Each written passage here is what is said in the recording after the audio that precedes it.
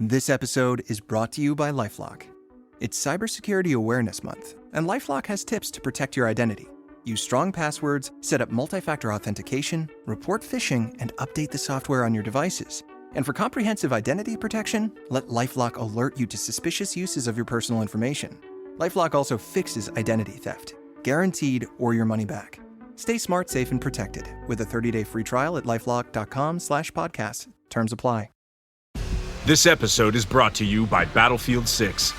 Battlefield 6 is the ultimate all-out warfare experience. Rip through the skies in aerial dogfights. Demolish your surroundings for a strategic advantage. Harness complete control over every action and movement using the kinesthetic combat system. Drop into multiplayer with your squad, or fight furiously as a member of the Dagger 1-3 squad in a gritty, adrenaline-fueled single-player campaign where you'll defend a world on the edge of collapse.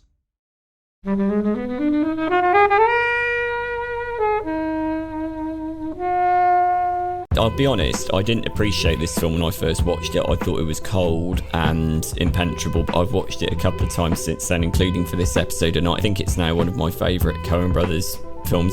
You could say that, there's kind of like that lack of growth, that lack of kind of consideration of other things. But yeah, I just find it a really interesting film. It's got some really beautiful music. It looks really beautiful as well. And yeah, I think it's just a really interesting one from the Coens, where they're just kind of like just going with some vibes and seeing where they're going to take you.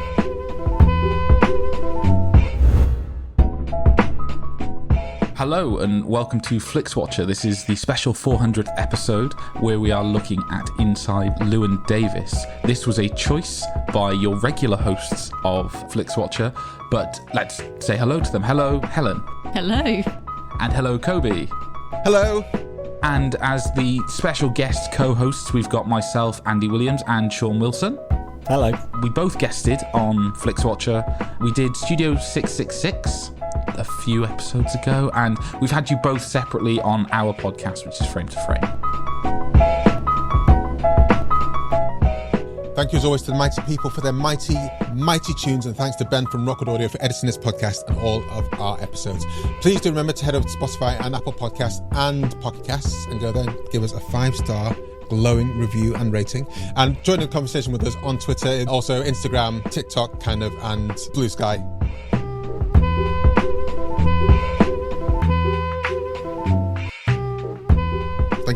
Thank you for joining us. Thank you for hosting our centenary edition for the 4th centenary time. That's mad. That is mad. Like 400 episodes. Number. Actually, it's technically more because we released the special ones as the bonus ones, 100.1 and 100.2. Yeah. We didn't. So what is it really like? What is it like, 404 or something? Or technically 407 and 408. Like that, yeah. Oh, blimey. But let's not get Who's bogged counting? down in... With who recorded what with who. Yeah. Thank you very much for the invitation to come on and host this, and specifically for picking this film first off. So we're talking Inside Lleywn Davis. So, Helen, this was your pick. it was. Yes. Why? Why this film? There's some obvious reasons. There's a cat in it. I love cats, especially ginger cats. It's an important cat as well. Very important cat. So, yeah, I picked it. I think this was the film that I fell in love with Oscar Isaac in.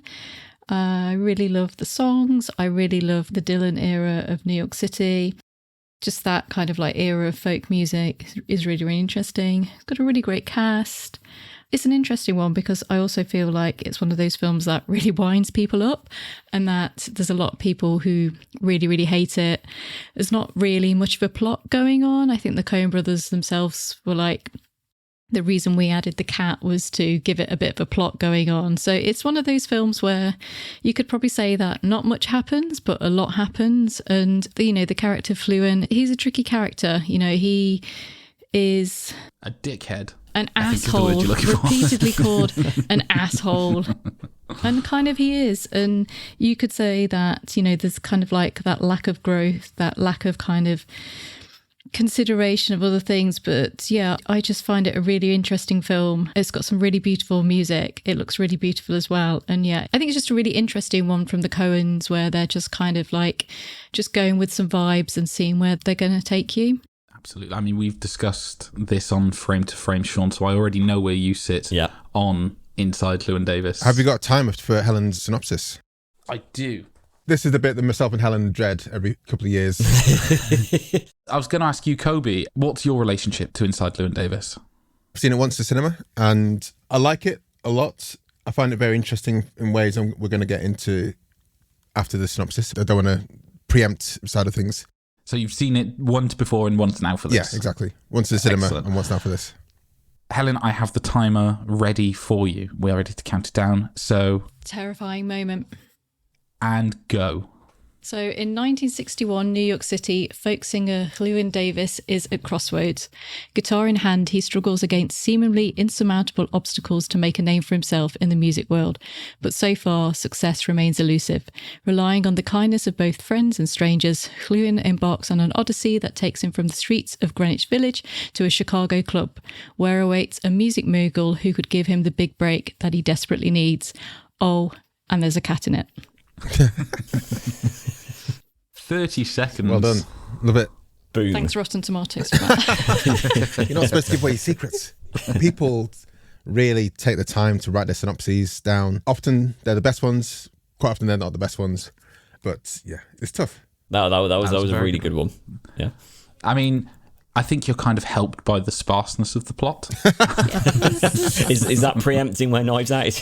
Well, the next one is going to go, I should say. Yeah, I mean, it's something that is acknowledged. And I'm very much like a person who can watch a film that is vibes. And I don't necessarily have to have something that is kind of the traditional start, middle and end. I mean, there is kind of a plot. Like, it's quite an interesting one that, the end is the start. And you're kind of like, oh, so, okay, we've been here before. We've kind of got to this point. But yeah, I mean, there's other stuff in it happening. We've got Adam Driver's in it. The Mr. Kennedy song is great. I do love that. And Carey Mulligan is singing in this one. She also sings in Shame, which is another film I like, presumably because she's in it. Mumford & Sons have taken some of the songs in there as well. So there's stuff going on, but yeah, it's not plot heavy. Marcus Mumford is the voice in the film, isn't he? Is he the voice on the phone? No, he's the harmonizer for Oscar Isaac. That's when right, he sings yes. fairly well. So he plays basically the dead ex. Oh, okay.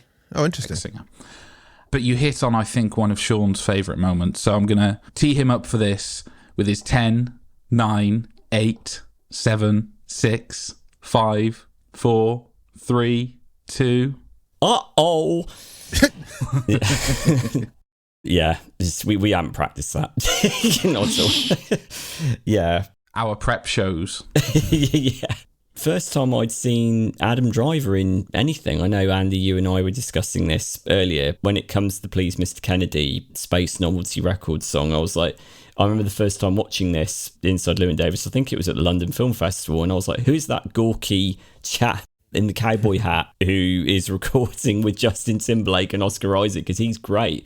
And I hadn't seen Girls. He was in Girls by that point, Adam Driver was. I hadn't seen that, and this was 2 years before Star Wars and several years before Adam Driver really became a big name, and he steals the whole thing with his outer space, like that whole routine. Yeah, love that scene.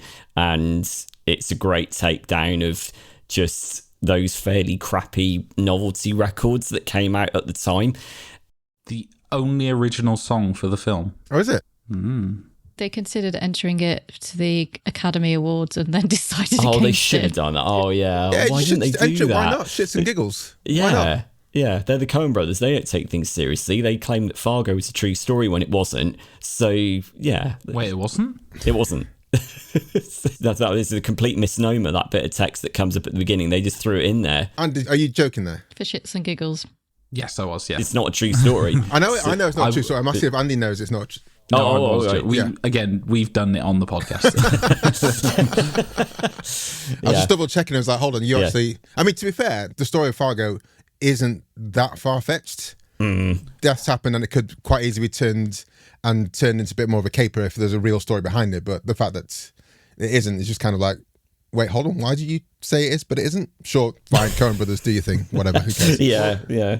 Neither is this. Llewyn Davis is not a real character. He's based off of Dave Van Ronk-ish. but then kind of stuff was taken from that and exacerbated.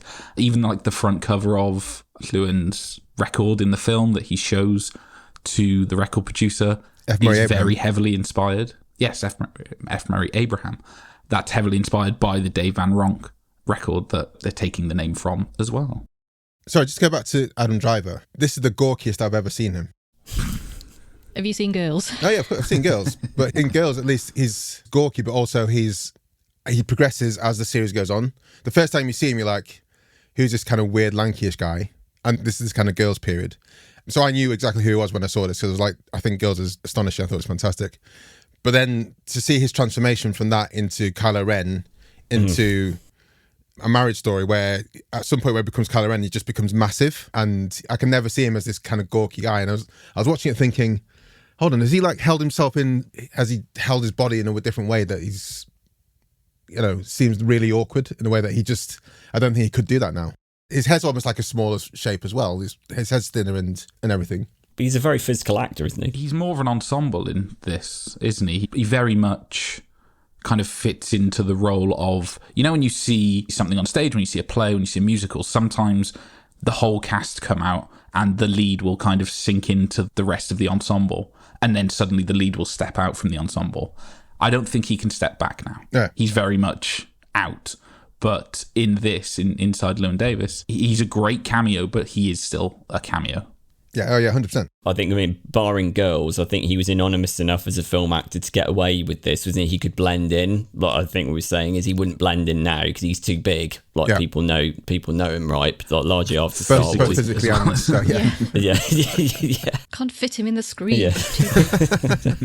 Yeah.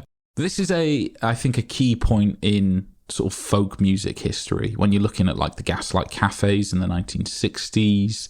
This is pre-Bob Dylan. We're very much on the precipice of music changing. And Helen, I think you used a very key word in the synopsis, which, shout out to the website. You used the word Odyssey. And, the cat's name is Ulysses, to bring it all back to the cat. He is very Joycean as a character, isn't he, Llewyn Davis? Yes, I've never read Ulysses. I've never even started it, but yeah. What about you? What about the cartoon? Oh yeah, I remember that. I kind of feel like the Coen Brothers have sort of been here a little bit before with Oh Brother, Where Art Thou, which I also really, really, really love as a Coen Brothers film. And it's something that they kind of keep returning to. So it's obviously something that really kind of like interests them, and they can kind of take bits that they kind of want and weave it into their kind of storytelling style quite frequently. There's also, I think that the comparisons that I would make as well are with A Serious Man, the story about the Jewish guy in suburbia to whom bad things keep happening, like that biblical Job-like thing of, okay, how much worse can this get? I mean, that's a very common Coen Brothers conceit as well, particularly in A Serious Man and also in this. And the idea that one has to just pick oneself up and keep trudging through the New York snow as Llewyn Davis does, just keep going and just hope that these calamities will stop. And I love that. You kind of get that with William H. Macy's character in Fargo as well. Just yes, a series of hapless events instigated and propagated by a hapless person who could, if he thought about it, maybe turn things around and just not be an idiot. It's a big ask. William H. Macy's character in that. Yeah, luckily, unfortunately, he's up against Marge, played by Frances McDormand, and that bit when she catches him out in the car dealership is just fantastic.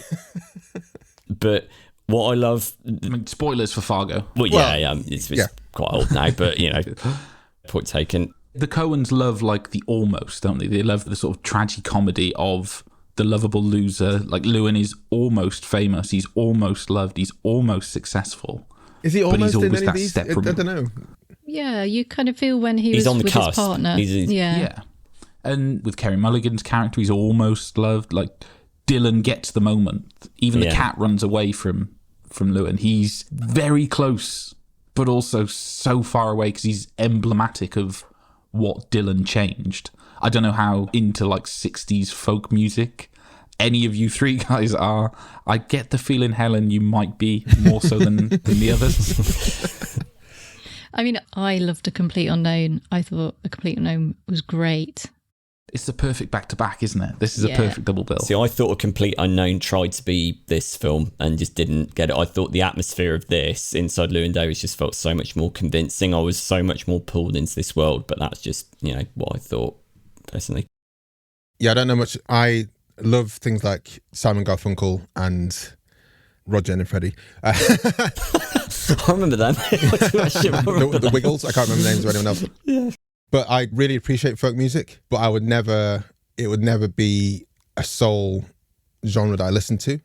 I find it interesting in terms of how it kind of rallies around with the beatniks and some kind of jazz stuff happening, and just New York in general at any stage, at any decade, has got something interesting happening. And so you got to I think you always have to look at that and say, okay, I see what you do in New York. This is great.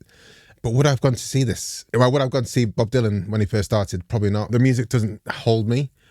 Although Oscar Isaac's playing the music is like, I keep watching it thinking, is this actually you doing this? And why aren't you doing more? It is. So it is him playing. Because I know he learned how to play the guitar that way, where it's kind of circular motion thing, which is a bit weird. So apparently when he was 14 at school, he was in a band and they entered the talent contest at the school and covered Nirvana's Rape Me. No. They did not win. No, I wonder why. Yeah.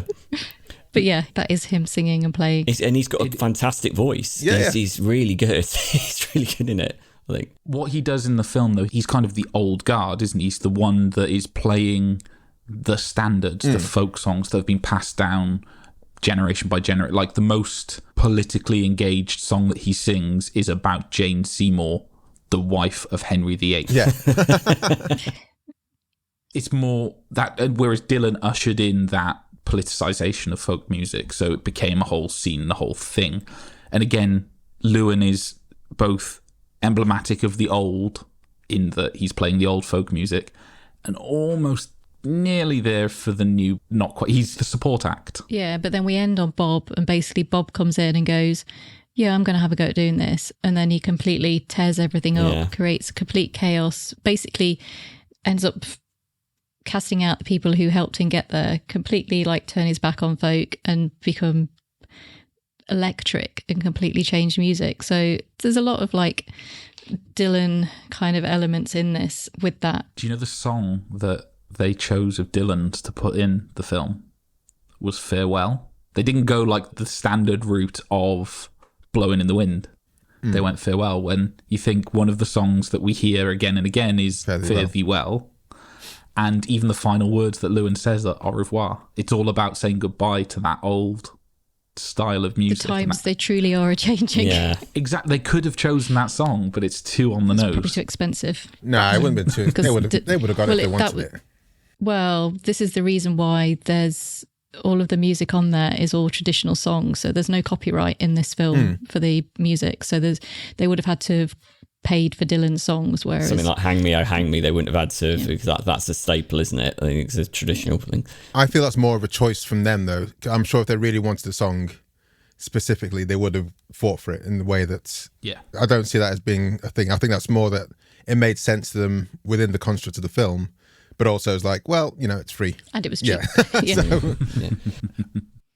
I'll be honest, I didn't appreciate this film when I first watched it. I thought it was cold and impenetrable, but I've watched it a couple of times since then, including for this episode, and I think it's now one of my favourite Coen Brothers films, and again, we talked about it on Frame to Frame. I love the structure of it. I love like when Llewyn gets beaten up outside the club at the beginning, and then you get that dissolve in. So either what you're seeing there is either a flashback, it could be perceived as either a flashback to before he got beaten up, so the movie is either is going to be replaying all the events up to that, or it's the day after and then a week plays out and he gets beaten up again. So either way, it's circular. Like, the idea of his life is kind of tragically circular. It's like elliptical. And I mean, the Coens have done that quite a lot in their films. They are quite tricksy like that. I think sometimes annoyingly so, but I think there's a real poetry to that here. It's really elegant, and it mixes with the wintry cinematography. And Bruno Delbonnel's the cinematographer, not Roger Deakins in this case. Just beautiful. I was going to ask about that because I felt it almost had like a bit of a filter on it at some points, like an Instagram filter that wasn't as sharply focused. A bit over-processed, maybe a little bit. And I know that Deakins loved his over-processing in Brother, Where Art Thou, for example. But I was kind of wondering if there's any intel as to why it wasn't Deakins? He was working on the That's film. so it's as simple as that. Probably like, would it have been Prisoners? I think, because Prisoners came out around the same time as this. I wonder if it might have overlapped with that, because Roger Deakins shot that. Yeah.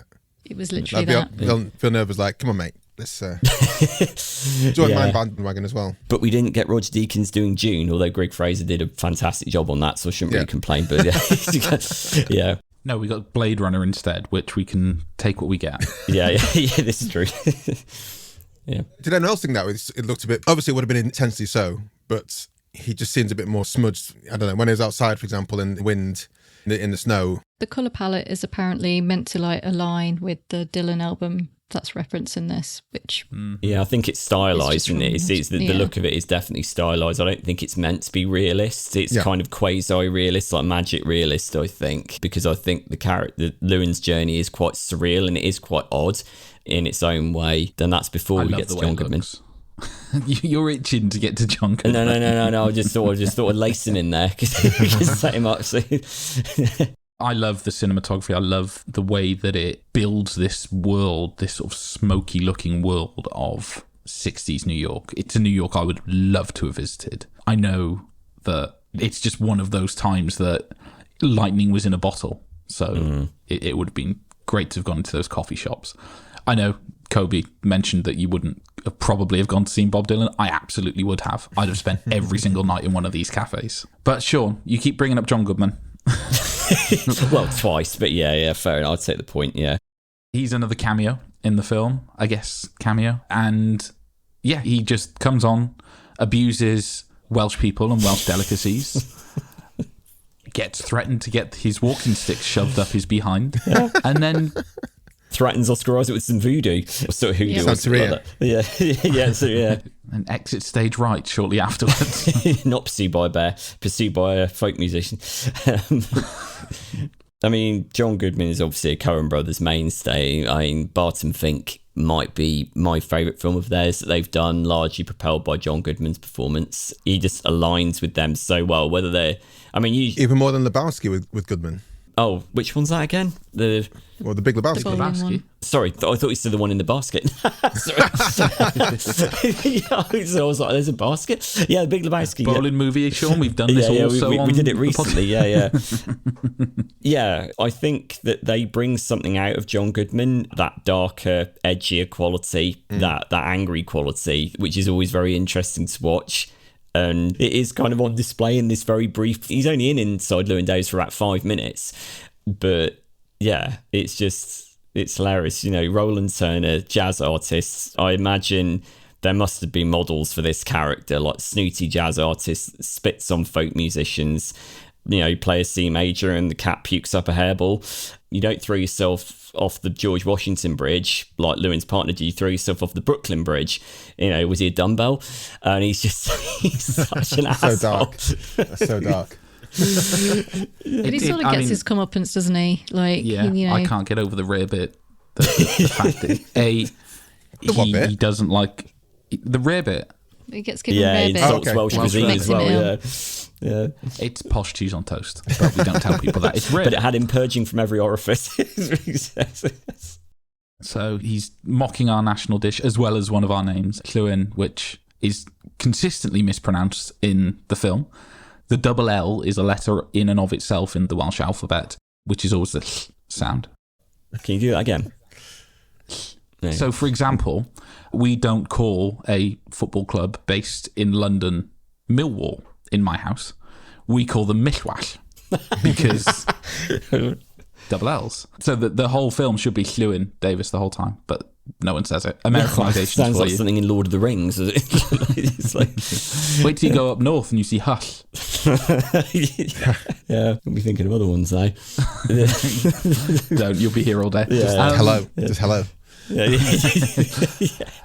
Hello, is it me you're looking for? I don't mind that. That's what people do. When you get to different language, the words look the same, the letters look the same. The amount of times you probably just can't even... Maybe he doesn't even know himself. I'm sure he probably knows himself, but he's like, no, I'm not going to even try and tell people that you're supposed to pronounce it Llewyn.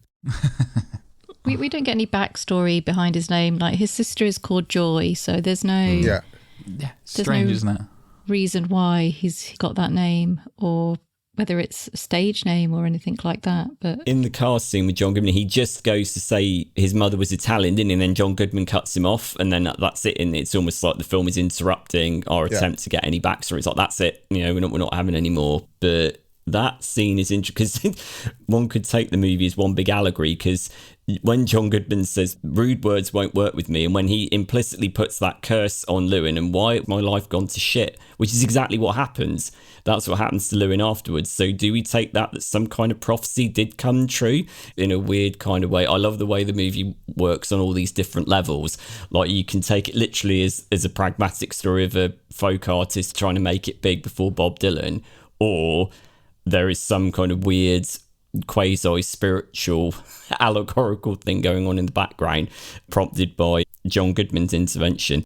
I'm not sure, because it's not like everything was going swimmingly up to that point. That's true. Yeah, that's true. I mean, when I saw it with my wife the first time, and she was just like, I just wanted to give him a good kick in the right direction, because at every stage he took... it's like almost... What was that Adam Sandler film with the Safdie brothers produced? Uncut Gems. Yeah, Gems. It's like Uncut Gems, Adam Sandler's character took all the wrong choices, but it ramped the tension up. Here, Llewyn Davis took all the wrong options, but it just kind of made you sadder and sadder for his life at each stage. And I don't know if it's the denouement, but I could really understand it. Is after the recording, Please, Dear Mr. Spaceman, Please, Mr. Spaceman, and he's offered royalties or $200. Obviously, he needed the money right then, so cash flow will sink your business before profitability. So it makes sense that he took the $200, but then also he finds out later on that it's making bank, and he must just be kicking himself. That's what I love about this podcast. Yeah. It's not just about films. We're getting a business lesson as well. This happens in every episode, guys. Yeah. So then you just see all these decisions he makes, or half decisions, like... they're all bad. Yeah. Like F. Murray Abraham says, "Do you want? I can put you in a trio. Just shave your beard a bit." And he's like, "No, I'm not going to do that." Yeah. And he tells his sister to get rid of all the junk, and she's like, "No, this is good stuff." He's like, "No, get rid of it. I don't need it."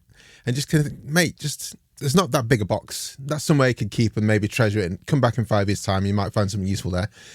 Turns out it comes a week later, and he needed it. Yeah, and he needed it. And he leaves the cat in the car. Oh, yeah. Which He's his own worst too enemy much. in the film. We're invited to question whether he is actually likeable or not, the character. People seem to like him, though. Like the gore stains, they seem to really vibe off him, don't they? I think they like him because of what he does for He them. used to be. Well, Yeah. the way that he can introduce... Used to be with Mike. Yeah. And he's their famous friend. Yeah, they can use him for... Go on, here's a guitar, play. You get... The way that it's phrased of you get to play my wonderful guitar. It's like, okay. They're wheeling him out, and he kind of calls that out. Do we want to get highbrow and say how there's elements like Odysseus in the film? Where Llewyn is meeting different sirens and cyclopses in Carey Mulligan's character and John Goodman's character and F. Murray Abraham's character, or should we leave it? I feel like you've researched maybe it, you so should. yeah, go for it. Maybe you should lay those in. Go on. Because my notes are like Adam Driver meows at a cat, so this is the kind of like level of note Andy, taking. I was going to talk about the cameos, so I think that's your segue into the Odysseus' journey, and maybe we should head to the scores after that. Absolutely. Well, basically, Jean, which is Carey Mulligan's character, she berates him with sort of venomous honesty, and she is singing accusation rather than seduction at him. You've got Roland, John Goodman. Hence, what? So she's Medusa, is what you're saying? Yes. Okay. Yes. Then you've got Roland, who is the film's Cyclops. He's massive, arrogant, self-aggrandizing, self-mythologizing. Polyphemus. So you're saying he's Polyphemus, basically. If you want Who's to go Roland, with that. sorry? That's the name of the Cyclops, Polyphemus. John Goodman's character? Yeah. Yes. Okay. And then you've got the gatekeeper in Bud Grossman. So he's the test at the end of the road, and he's just so brutally mundane, and he offers him no revelation, just rejection. Well, no, you gave him a way out, which he chose to slap back, potentially. I saw that as like when I used to watch, when TV was less interesting, and I did watch the first couple of seasons of Pop Stars, or whatever it's called, and they did put the lesser singers. Or whatever it's called, doing a lot of lifting there, Cody. We know you watched week by week and definitely voted on at least 3 occasions. I was a student at the time. Why would I pay money for that extra benefit? But this is a time I used to watch the same episode of Neighbours twice in the same day, right? So this is where my life was. But there was that thing where they'd get a bunch of singers who weren't that great separately, but they put them together as a band. And that's when F. Murray Abrams' character, Bud Grossman, was like, well, could put you together with another couple of people, and that could work. And he was like, no, I don't want to. Very much wants to be on his own terms, which was, as you said, self-destructive in ways that any other sane person who's trying to make it in the industry might have gone, let me just at least plow along, get some money in the system, and then make some connections and do my own thing on the side. Yeah. Because hell on, you don't need to record an album for more than a month a year, so you could probably do other stuff supported by an income. Why not make some compromises, right? If times out there are tough. But he doesn't do that. He doesn't do it. What about I'm thinking about the other cameos, Justin Timberlake's character. Yeah, so I've seen him in 3 films. I don't know if he's done any more. We've got 2 on here. Popstar, Never Stop Stopping, or maybe we've seen more than Justin. What else has he been in? I've seen him in Social Network. Mm-hmm. He's terrific in that. It's Sean Parker. Trolls. Yeah. I haven't seen that. And the other one is In Time, which is interesting. What was the one he was in with Mila Kunis? There was a rom-com that he was in with Mila Kunis. Not No Strings with Benefits. That's it. Friends with Benefits. Yes, Friends with Benefits. And Strings Attached was the other one that was out that year. That was Anne Hathaway, wasn't it? I think. Yeah. And it's in Bad Teacher with Cameron Diaz. Oh yeah. Where he dry humped her, which is a bizarre scene. Yeah. That was awful. He was in the Woody Allen movie Wonder Wheel. Didn't see that one. I've never even heard of that. Yeah. He can be a good actor. He was good in this. I like Justin Timberlake as an actor. He's really good in this. I like the preambles before they start recording. Please, Mr. Kennedy. Who wrote this? I did. Oh, I love that bit. It's just that awkwardness, and then they've got to record it after that moment of awkwardness. It's like, oh no, classic Coen Brothers. Thanks for the gig, but who wrote this shit? Yeah. So, should we head to the scores?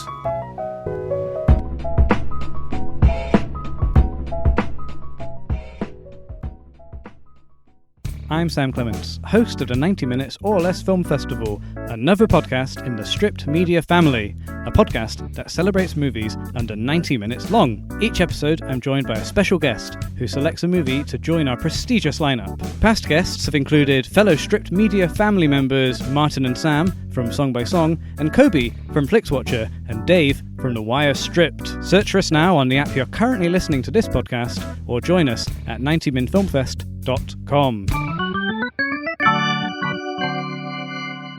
So we are going to the scores, which are out of 5, and we have different categories to what you would normally expect. We've got recommendability, repeat viewing, small screen score, engagement, and your overall score. So I think we'll go Helen first. Give us your recommendability score. So there's going to be people who this appeals to, and there's going to be a lot of people who are probably like, nah, this is a grey looking film, nothing happens, and I don't like folk music. So for those people, maybe you won't enjoy it. But for people who do like folk music and do like tricky kind of characters and cats, and Oscar Isaac mainly wandering around in his pants as well. So that's kind of mainly, like, or is that maybe? Have you extrapolated that far longer than it often actually happens? When you put the scene on slow-mo, Kobe, it lasts a lot longer. I mean, if it was being made today, it'd be Pedro Pascal, probably, I reckon, because he's in everything in this. So yeah, we had Oscar Isaac. So. I don't know. I don't think Pedro. Well, this is me. Go on. Underestimating Oscar Isaac, but can Pedro Pascal sing in the same way as? I think Oscar Isaac's a better actor as well. Personally, you've opened an entire floodgate. Yeah, I know. I'm not derailed, but yeah. And if you want to contest that, go to Frame by Frame podcast. Yeah. So yeah, it's a tricky one. Obviously, I really love it, and because I picked it, I would like it to do well in our Flixwatcher scores and not be at the bottom. So if you've not watched this one and you've enjoyed listening to it, I do highly recommend it. But for those people who for folk music is not for them, I'm not sure whether I convince you. So I'm going to give it 4.7. Oh wow. That was much higher than I thought you were leaning to. It's my film. I've got to give it some points. That's fair. Sean, recommendability. Yeah, much as I've grown to appreciate this film in the Coen Brothers canon, I don't think it's one of the ones that's easiest to recommend. I think something like Blood Simple or Fargo would be much, because they are more obviously narrative driven, I think, than this. So I would say recommendability, I'd give it a 3, but I'd go right in the middle. Do you think, are people really that put off by the vibe films, the hang films, where nothing, you just exist in the world for a bit? Because I kind of like that when that kind of happens. Yeah. I like Generally, it I think so. People that are listening to this podcast, probably not. I think people who like films like them, but they don't think they have enough money to make them hits at the box office. Yeah. And therefore, they're not mainstream, or it takes a lot more to kind of get them made and get them out there.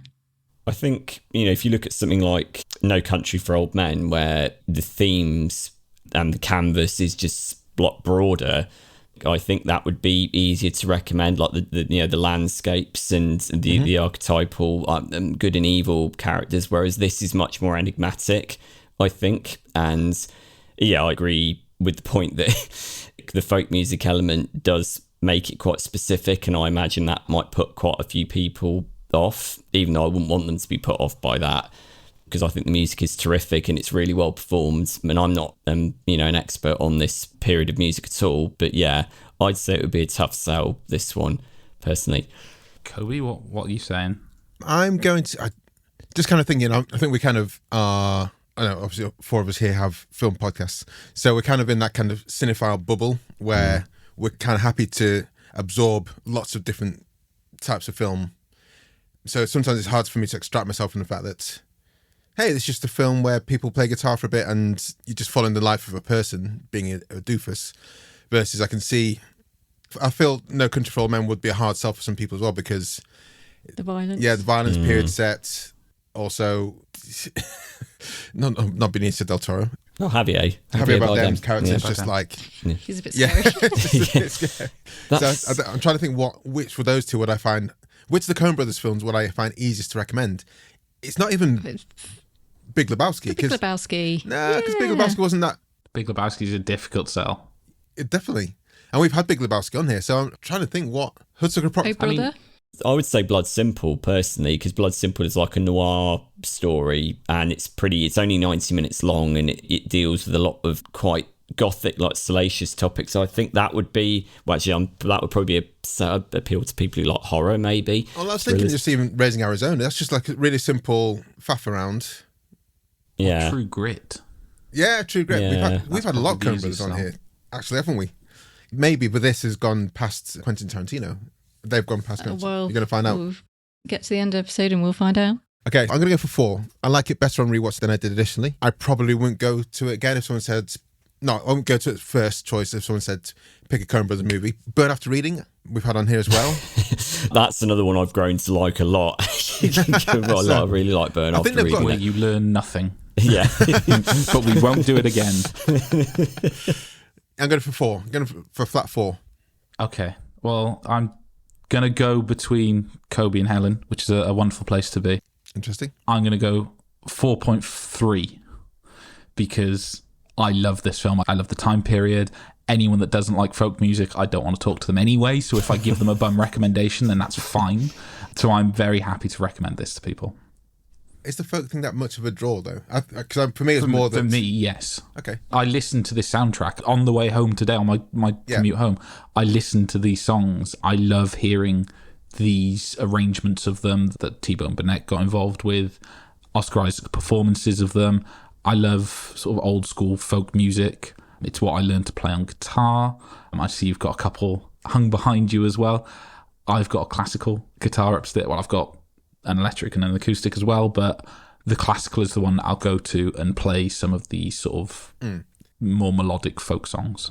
But what I meant, I guess, not as a draw, is an off-putting element for me, because I wouldn't, if this is heavy metal, if this is Bayou Funk, if it's a story of someone, if it's told as well as this is, I don't really care what genre of music it is. So I find it interesting.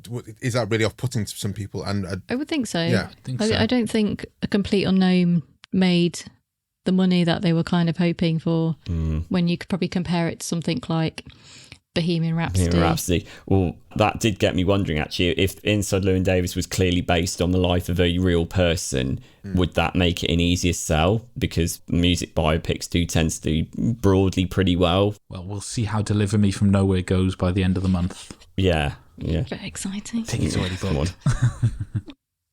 Repeat viewing score. Go in the same order. Helen, repeat viewing.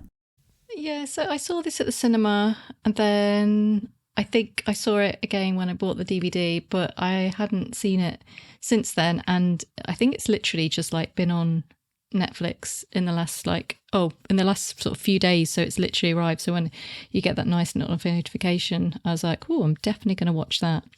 And then I was like, why don't I pick it? An hour and 44 minutes, so it's not a long one. I really enjoyed it. I will watch it again. And yeah, it's just really nice because I think also when you have like songs in a film, it's a nice kind of rewatch in a way that you can enjoy the songs as well, which is why probably I quite like a lot of films that have big musical moments. So I'm going to give it a 3.5 for repeat. Sean?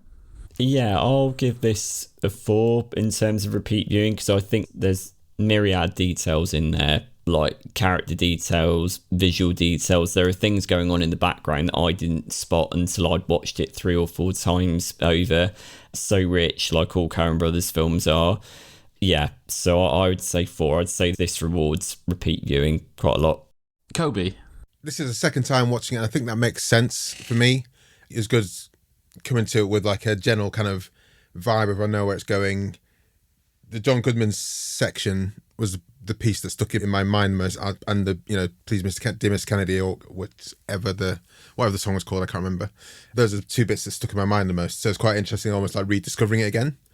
And I think that was great, especially because I had forgotten how good Oscar Isaac is in the singing parts of this, which still really floored me. I'm sure it floored me in the cinema, even though Oscar Isaac was less of a person there. So maybe now we know him as a bigger film star, even though I don't think he's like really cracked the ceiling in the way Pedro Pascal has. He was in Star Wars, wasn't he? I think everyone will know. And June. Yeah, but he's still not really in Star Wars. He was another person in the ensemble, and same in June. So he's not had his like, for me, his biggest film is this, and then like A Most Violent Year, which I think is great as well. That's a great film. Yeah, I think it's a fantastic actor, but he hasn't smashed the ceiling in the way that others have done. But still, he's like way, way bigger now than he was when he did this film. Moon Knight was TV though, wasn't it? That's the problem. Oh, yeah. It was kind of donged onto Disney Plus and forgotten about. That could have been his star-making role. So I've not seen this for 12 years, which is interesting. So I'm gonna have to go for like 2.8 or something like that. It's definitely worth a rewatch, but I'm not a frequent rewatch. That's depressing. 12 years. 12 years. Yeah. Anyway. Well, he's got Frankenstein coming out, so maybe that won't be a star-making term for him either. I mean, I think he's doing fine. Yeah. Like, let's keep him because let's face it, once someone gets sucked into the franchise machine or the Marvel machine or something like that. I'm sure at some point in the next 10 years, Moon Knight will be on TV, on the film somewhere, but it wouldn't be his own film and it will be forgettable. With Frankenstein, more people seem to be talking about Jacob Elordi, as the creature, really. Who recently played Elvis Presley. Yeah. Sofia Coppola's Priscilla. Bring it back to music from the 50s. Is it Wuthering Heights? Yeah, Wuthering Heights, yeah. And he was in a really, really good Australian TV series, the name of which escapes me. The Narrow Road to the Deep North, are you talking about? There you go. Yeah. I knew you'd have my back. Sorry, I've lost it again now. Back to the track. Repeat viewing. I would watch this so many times. So I'm going to give this a solid... I've watched it about 4 or 5 times over the years. Mm-hmm. Every time I do, I think I should probably watch that again because I just enjoy spending this time in this place. And I did more so than in The Complete Stranger. Complete Unknown. Complete Unknown, yes. I think the way the Coen Brothers depict this time period is fascinating to me. So I'm going to give it a 4.7. Small screen score. What's it like looking at it on a small screen? Would it work on your iWatch? Helen, what do you think? I would never, if I had an iWatch, watch film on it. Yeah, well, I'm with you, Helen, on that. I'm totally with you on that. I've seen it at the cinema, I've seen it at home. I think it's got that kind of like, obviously it's great to see films in the cinema and have that shared experience, but I kind of feel with its kind of small story and kind of the toning as well, it's kind of like a nice cozy film to watch at home. So I'm going to go 4, I think, for small screen. So you should always see films like this at the cinema, but I think it's fine on the small. So, I mean, that's a fair justification, I think. Sean, what do you think? Yeah, I agree with Helen on that. I think that the film has got a claustrophobic air to it, and I wonder if seeing it at home on a smaller screen might actually amplify that. I don't think it would necessarily work against the movie necessarily, though I did see this in the cinema when it came out, and I do remember being at least struck by its atmosphere, even if I didn't like the film narratively at the point. So yeah, I'd say 4 in terms of its small screen score, yeah. Kobe? I'm trying to think how many Coen Brothers films I've actually seen in the cinema. It might be 2 or 3. Which is a bit of a shame, but I don't think this is one of the ones you need to see in the cinema, in spite of the fact that he's got that relationship with Deakins, for example. I actually think like Villeneuve makes the most of Deakins' powers, makes more of Deakins' powers than the Coen Brothers do. Like in Fargo, for example, he shot it amazingly, but also I don't look and think, wow, that needs to be seen in the cinema. I'd like to have seen Old Country for Old Men in the cinema, I think. I was going to say, did you see that in the cinema? Because that was really... I was tracking back and I saw True Grit in the cinema. Yeah. And so those ones definitely, I think, are worth seeing in the cinema over this one. So even though the songs are good and the music's good, I think that works perfectly well at home. So I'm going to give it a 4.5 actually for this. No Country in the cinema was extraordinary because the sound design, as much as anything, I mean, it's probably one of the scariest films I've ever seen in the cinema because it's just utterly terrifying. It's not a horror film, but it might as well be. Well, but yeah. Sean, you've accidentally hit on a good point here. Thank you. I think there was a compliment in there, but I'm not entirely sure. Yeah. I don't think this works particularly well not in the cinema. I think it works better in the cinema because I loved hearing the music and I loved feeling immersed in the film in a way that I wasn't watching it at home. I think it works really well at home, but I think it works better in the cinema. And I now have to give it a not particularly good score because your scoring system is evil. But I'm going to go for a 2.5 for a small screen score. Engagement, Helen. How engaged were you in the film? How much were you sort of in the world of Inside Lleywn Davis? Yeah, so again, I said like it's an hour and 44 minutes, so it's relatively pacey for a film that not much is happening. And yeah, I really enjoyed rewatching it again. It's one of those kind of like gentle films that just kind of happen around you. So I'm going to give it a 4 for engagement. And this time round, I think I had the subtitles on and I was just kind of like really interested in hearing and reading the words of the songs for it as on this rewatch. So yeah, a nice 4. And also like you can totally tell on the rewatch that isn't the right cat. Like they've got completely different like cat faces. Like they're very different. I didn't pick up on that. Completely different. Like one is a boy and one is a girl. Where's its scrotum? Oh, if only he'd realised. If only Llewyn had realised. Mr. Corfin didn't realise, did he?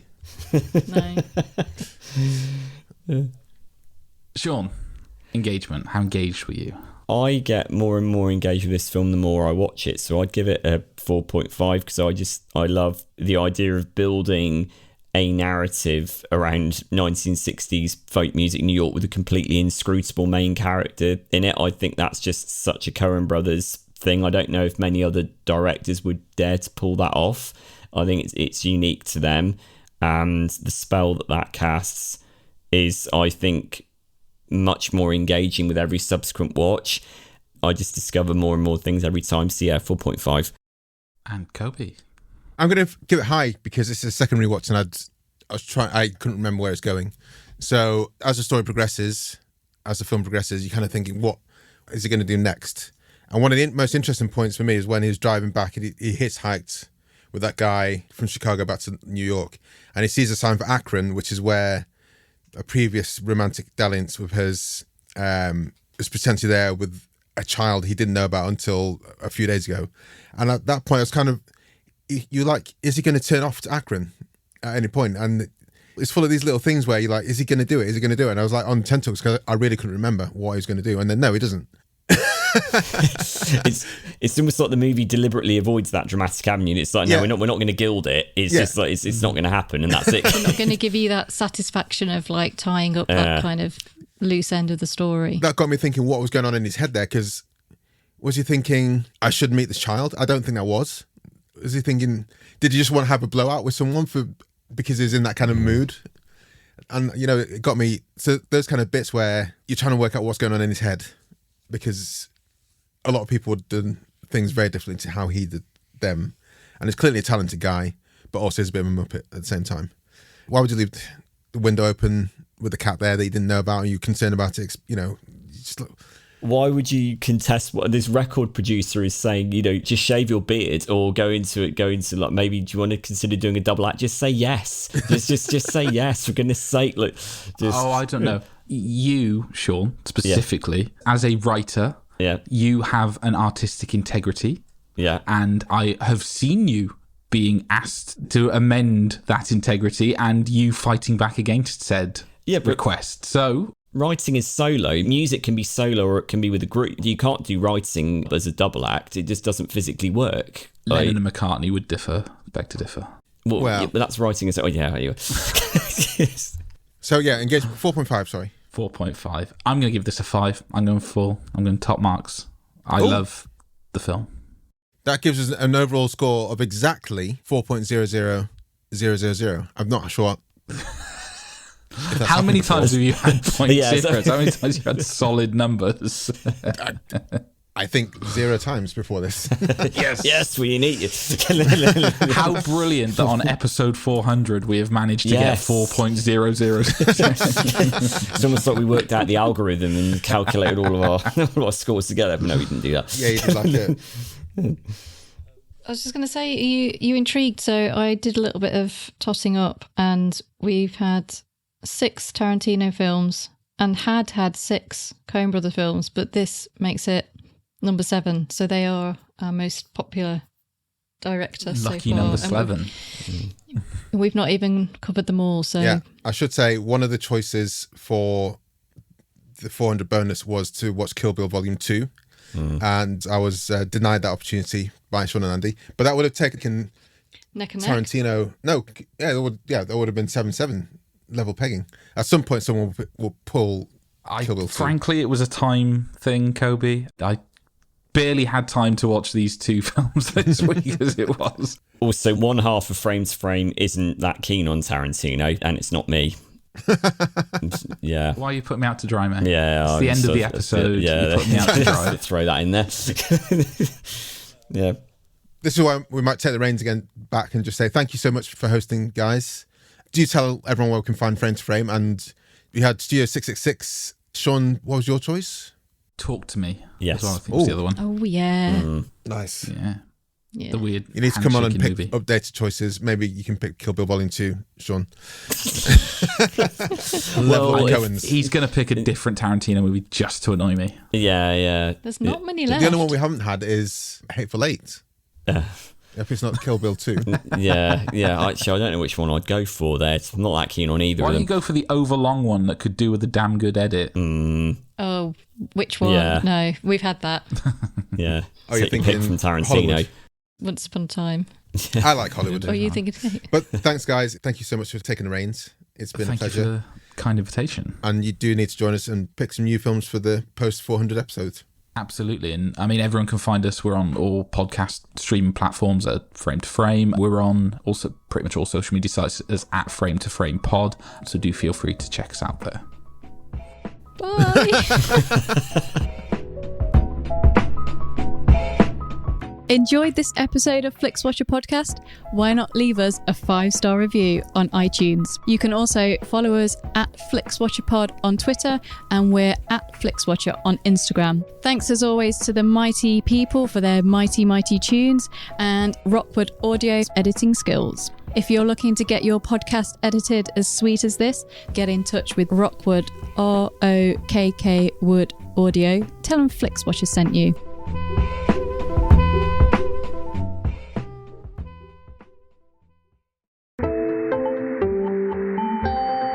You just heard a Stripped Media production.